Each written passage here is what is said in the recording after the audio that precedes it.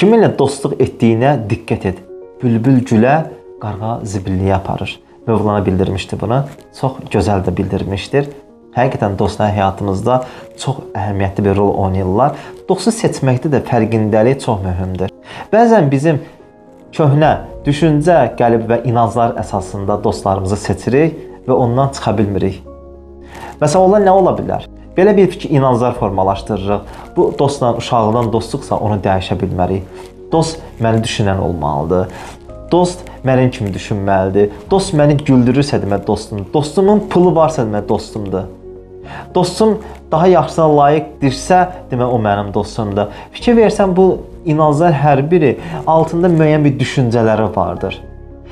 Və burada sağlam düşüncə ondan ibarətdir ki, əgər o dost həqiqətən sənin mənəviyyatı zənginləşdirirsə, sənin mərifəti artırırsa, səni irəli aparırsa, o əsl dost ola bilər. Yox, əgər dost səni içindən səni geri çəkirsə və sənin düşüncələri bulandırırsa, o dostdan uzaqlaşmaq lazımdır.